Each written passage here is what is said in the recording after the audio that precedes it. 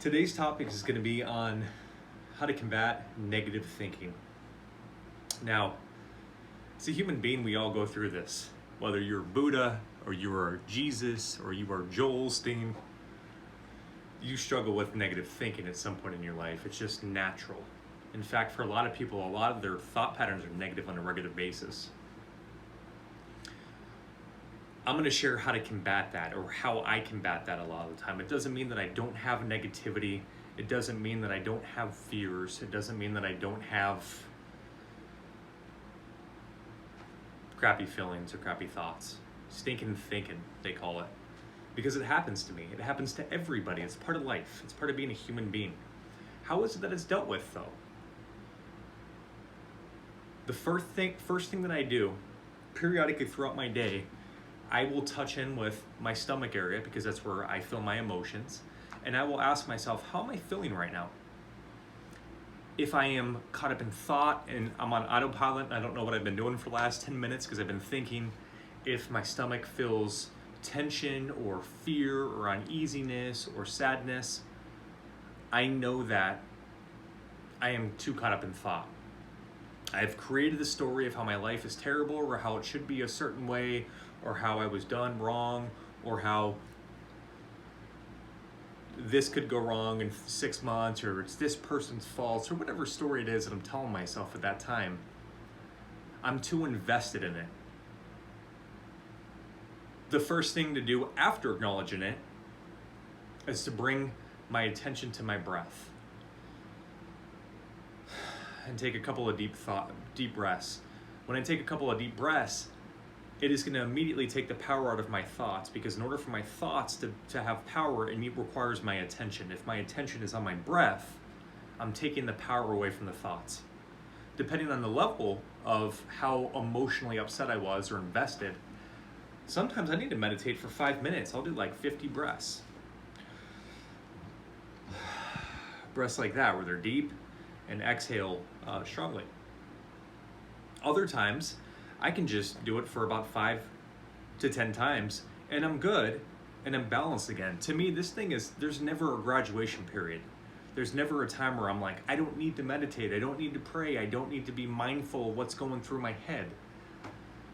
In the Big Book, a carpenter talked about this. He said that you need to pick your garden daily, remove the weeds, and plant good seeds. Now that metaphor was to share with the things that go in my head should be that of prosperity, blessings, faith. Faith is not that everything is going good right now and I'm like, life's good. Everybody does that. Faith is when my life is chaotic. Everything on the outside is falling apart. I can't figure out how things are going to work out for me. But yet I believe and I know, and I'm sitting there and I'm grateful for life. I'm still helping his people. I'm positive. I'm doing gratitude lists. I'm sharing positivity and love with others. That is faith. Even though I do not know how everything's going to end up working out, I'm taking action and I'm doing my best to be peaceful. Because think of it this way. If you knew, let's say God came down and said, hey, so-and-so, in 5 days, I'm going to fix this issue for you. You just go ahead and enjoy life. You enjoy your friends. Enjoy the food, be grateful for everything, because everything's gonna be handled for you. Would you be stressed? The answer would be no. You know that you're going to be okay. That's what faith is. It is faith in the unknown. Every religion talks about this, the power of belief, power of faith. So powerful to me that I named my daughter Faith, and I love that little girl. The second thing, after taking a couple of deep breaths, is checking in with life. You know, sometimes I just need to put my feet on the ground a couple of times, squeeze my hands together, bring my attention back to the present moment. Because in order for me to have problems, it requires past and future, which are mind created. Look at Albert Einstein, he talked about this. That past and future in space, they're not a real thing. They're created by the mind. Birds don't know what time it is. Trees don't know what time it is. The time is always now. So check in with life. Bring yourself present to right now. If you're sitting down on the chair, feel your butt sitting on the chair. If you have some nice cool air conditioning like I do, feel how nice it feels to have AC hitting on you. If your feet are on carpet, it feels so nice to have soft carpet. If you want to, go ahead and touch yourself. Feels good, to feel different feelings. Do whatever it is that brings you present. The next thing to do, gratitude list. What are you grateful for that you have?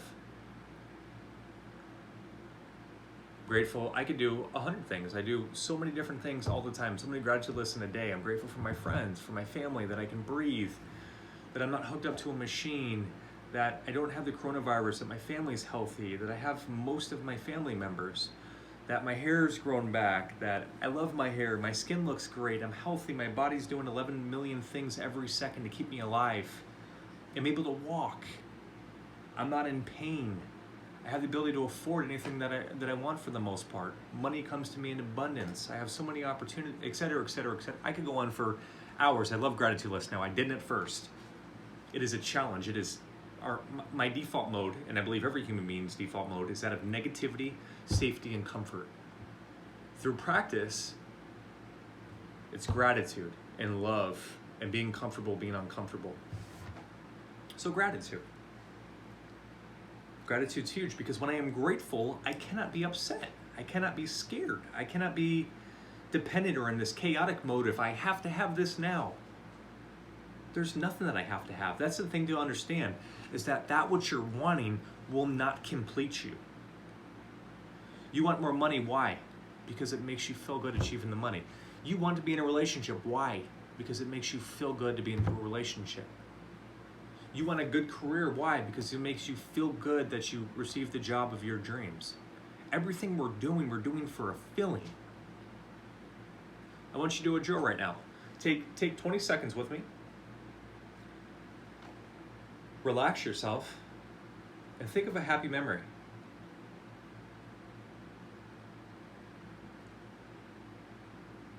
Think of a moment where you were spending time with a loved one, you were so grateful to see them, or you were just so happy because everyone's doing well, or just the perfect moment where the weather was right and people were saying kind things to each other and you just felt so much love.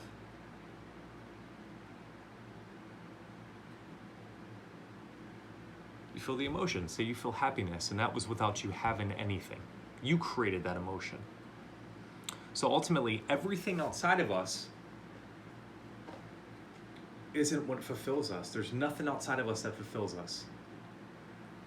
They add value to us. They are good experiences. But remembering that you are your happiness. You are complete. You are love. You are joy. You have everything that you need. You were not lacking in any way, shape, or form. God did not make a mistake in creating you. The divine, the universe, it did not make a mistake when creating you. You are perfect. You are deserving of love. You are deserving of living whatever life it is that you want to live.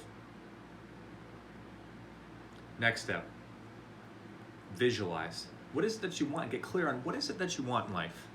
Do you want a happy relationship? Do you want a whole bunch of women or a whole bunch of men in your life? Do you want successful career? Do you want to be a motivational speaker? Do you want to be more loving? Whatever it is that you want, visualize it now as if you have it.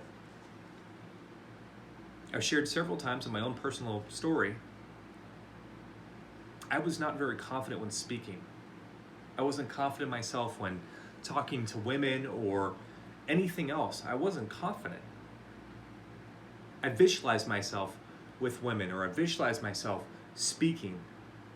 I visualized myself helping others, encouraging others, and I heard it as if I was already doing it. People saying, "That's incredible what you're doing." I was feeling emotions of it. I was feeling the emotions of people's lives bettering as a result of me helping them and showing up and believing in myself and sharing my experience with others and just loving and caring them. I did that for a couple of months before I was ever really doing that in real life. It was not real life, it was in my head I was doing that. Now I do it in real life. The visualizations gave me practice because my brain does not know the difference between a real life situation and something that I visualize. If you have questions, Google it. It's a real life thing. And we all know Google is always right.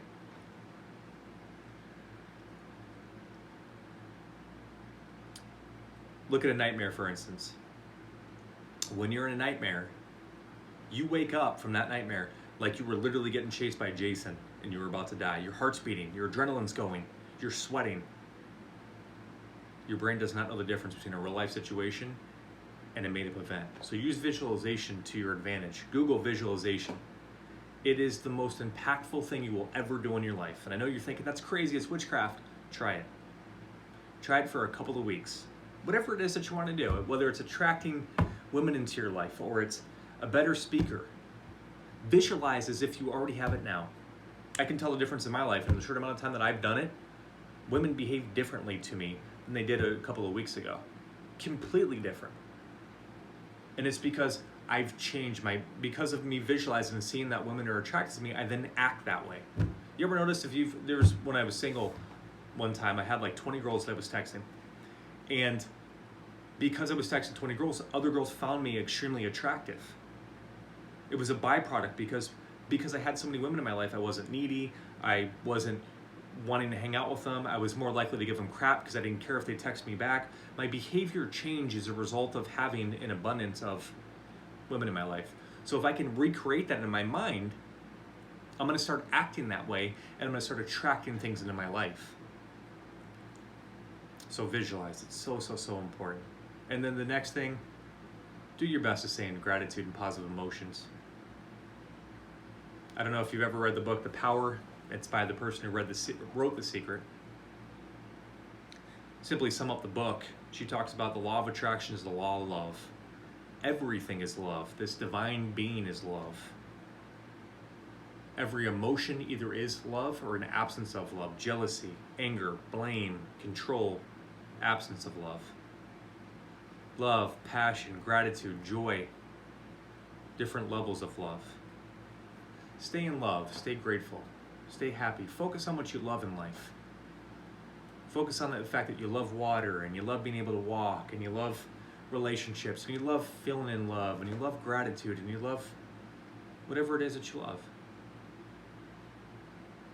And when you focus on this, you attract more of it into your life. Where focus goes, energy flows. Where focus goes, energy flows. It's so important. It's so true. Thank you, Mom, for this suggestion. Guys, I hope you enjoyed the video. I hope it was helpful to you sincerely. If it was, like, subscribe, share with your friends, type in the comment anything that you'd like me to speak about. As always, I love you. Take care of yourself.